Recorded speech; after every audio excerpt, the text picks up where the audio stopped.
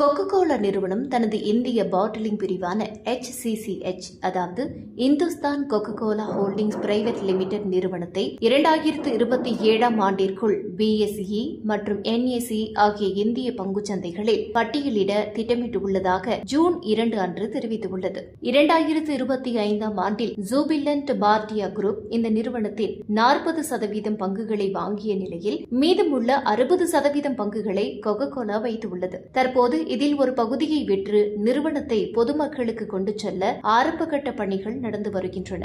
IPO மற்றும் bottling ஒப்பந்தம். IPO initial public offering. ஒரு தனியார் நிறுவனம் தனது தொழிலை மேலும் விரிவுபடுத்த மிகப்பெரிய அளவில் பணம் தேவைப்படும் போது தனது கம்பெனியின் ஒரு பகுதி உரிமையை பொதுமக்களுக்கு விற்பதுதான் IPO அதாவது இனிஷியல் பப்ளிக் ஆஃபரிங். இதன் மூலம்தான் ஒரு நிறுவனம் அதிகாரப்பூர்வமாக பங்குச்சந்தையில் நுழைகிறது. ஒரு நிறுவனம் IPO வெளியிடும் போதோ அல்லது வேறு நிறுவனத்துடன் கைகோர்க்கும் போதோ திரைக்கு பின்னால் பல கடினமான ஒப்பந்தங்கள் கையெழுத்தாகும். அவை எப்படி வேலை செய்கின்றன என்று பார்ப்போம். IPO ஒப்பந்தங்கள்.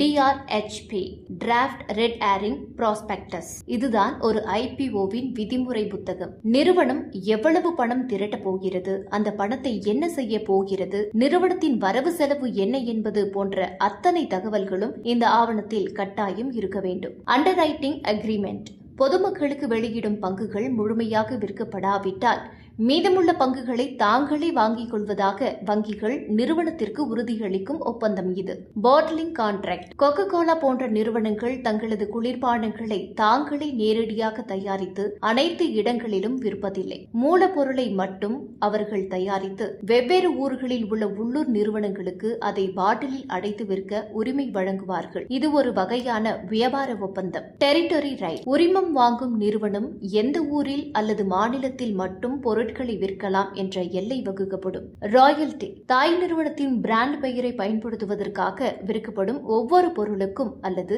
குறிப்பிட்ட கால இடைவெளியிலும் ஒரு தொகையை தாய் நிறுவனத்திற்கு செலுத்த வேண்டும். Quality control. தாய் நிறுவனத்தின் சுவை மற்றும் தரம் எங்கும் மாறாமல் இருக்க கடுமையான தர கட்டுப்பாட்டு விதிகள் இந்த ஒப்பந்தத்தில் இருக்கும். தற்போது இந்தியாவில் 2026ஆம் ஆண்டுக்கான IPO சந்தை மிகப்பெரிய அளவில் ட்ரெண்டிங்கில் உள்ளது. ரிலையன்ஸ், ஜியோ, தேசிய பங்குச்சந்தை மற்றும் போன்பே போன்ற ஜாம்பவான்கள் பல ஆயிரம் கோடிகளை திரட்ட தயாராகி வருகின்றன. சில்லறை முதலீட்டாளர்களின் அதாவது ரீட்டைல் இன்வெஸ்டர்ஸ் பங்குச்சந்தை அறிவும் டிஜிட்டல் பரிவர்த்தனைகள் எளிதானதுமே இந்த IPO ட்ரெண்டிங்கிற்கு காரணம். லாபம் தரும் நிறுவனங்களை நோக்கி முதலீட்டாளர்கள் அதிக ஆர்வம் காட்டுவதால் இது ஒரு வரலாற்று சிறப்புமிக்க ஆண்டாக பார்க்கப்படுகிறது. பங்குச்சந்தை முதலீடுகள் சந்தை அபாயங்களுக்கு உட்பட்டவை. எந்த ஒரு முதலீட்டை மேற்கொள்வதற்கு முன்பும் அதன் முழுமையான ஆவணங்களை படித்து புரிந்து கொள்வது அவசியம்.